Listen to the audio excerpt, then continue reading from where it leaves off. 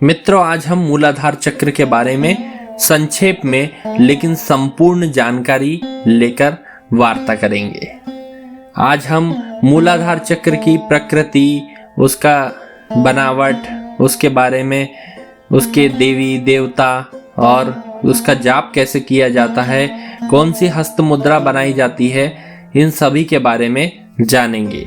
मूलाधार चक्र हमारे शरीर का आधार होता है। आप में से कुछ लोग कहेंगे कि हमारे शरीर का आधार तो हमारे पैर हैं, लेकिन आपके पैर तो केवल भौतिक जगत में आपका आधार है। अगर आप आध्यात्मिक शरीर की बात करें तो मूलाधार चक्र ही आपका आधार है। यह हमारी सबसे मुख्य नाड़ी सुषुम्ना के मूल में स्थित होता है। आपको एक बात और बता दूं कि अगर किसी बच्चे का जन्म होता है तो अपने जन्म के 8 वर्ष तक इस मूलाधार चक्र के प्रभाव में रहता है। इसका यह अर्थ नहीं है कि मूलाधार चक्र उसमें जागृत होता है। वह स्वयं में रत रहता है, खुद में खोया रहता है। उसमें असुरक्षा का बोध जल्दी आता है, जिसके कारण कभी कभी माता पिता से बिछड़ने या थोड़ी सी दूरी भी महसूस होने पर वह रोने लगता है। ये सब मूलाधार के प्रभाव के कारण होता है।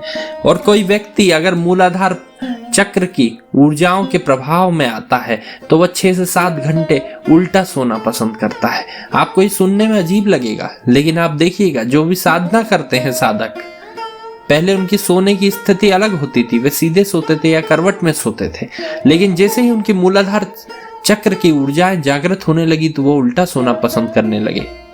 आपने बच्चों को भी देखा होगा, वो उल्टे पड़े होते हैं और ये प्रमाणित है। और मूलाधार चक्र से हमारे कौन सी भावनाएं जुड़ी होती है, इसके बारे में भी आप अच्छे से जानिएगा, क्योंकि ये हमारे सांसारिक जगत को सबसे अधिक प्रभावित करने वाला चक्र है।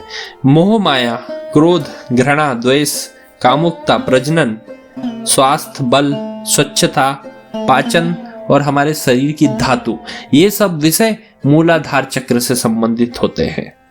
पंच महाभूतों में मूलाधार चक्र पृथ्वी तत्व का प्रतिनिधित्व करता है और लोक इसका भूलोक होता है जिसमें हम रहते हैं। इसलिए मैंने पहले ही कहा कि हम जिस संसार में रहते हैं उसमें मूलाधार चक्र का बहुत अधिक उपयोग है।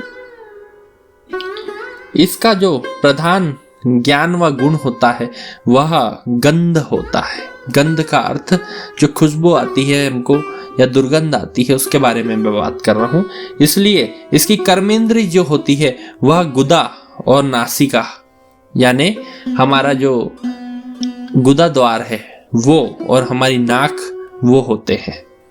यह चतुष्कोण का होता है, यानी वर्गाकार भी होता है और इसका रंग पीला सुनहरा होता है।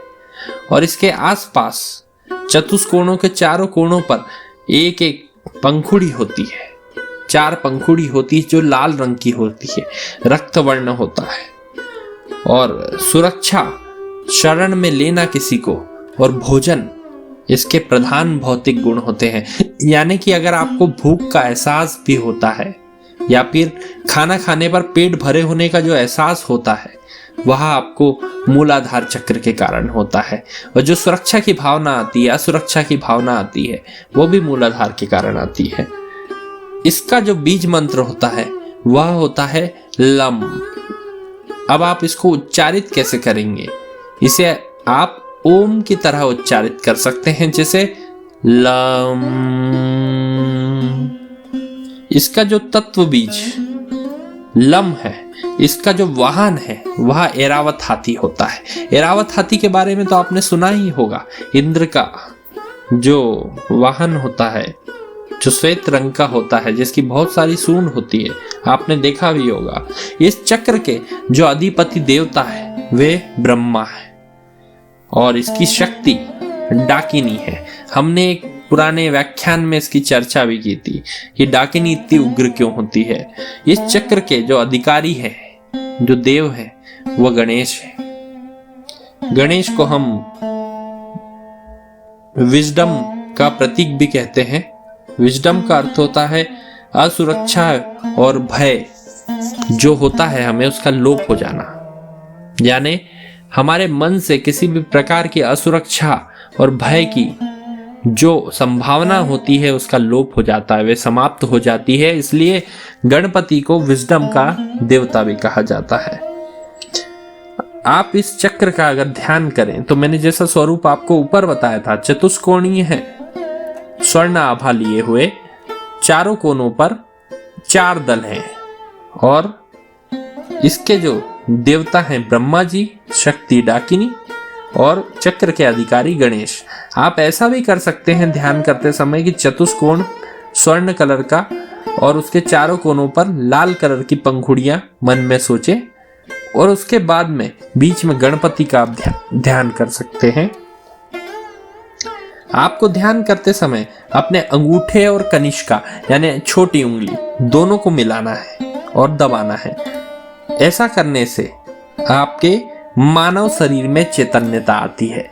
हम जिस चैतन्यता की बात कर रहे हैं, जो हम चाहते हैं, जिसके कारण हम भय से और असुरक्षा की जैसी विकृतियों से मुक्त हो जाएं, वह इस हस्त मुद्रा के अभ्यास से जल्दी आती है। लम के उच्चारण से नाड़ियां प्रभावित होती है जो कि मूलाधार चक्र से संबंधित होती है और जब हम इसका उच्चारण करते जाते हैं और उस स्वरूप का ध्यान करते जाते हैं, यह हमारी पुच्छ कसेल का, यानी आपने देखा होगा हमारे आप अगर हाथ ले जाएंगे जहाँ रीढ़ की हड्डी हमारी अंत होती है वहां पर ये स्थित होता है। कुछ विद्वान इसे यौन चक्र भी कहते हैं। यही हमारी कुंडलिनी यात्रा का मूल उद्गम स्थल है और यह प्रथम चरण भी होता है।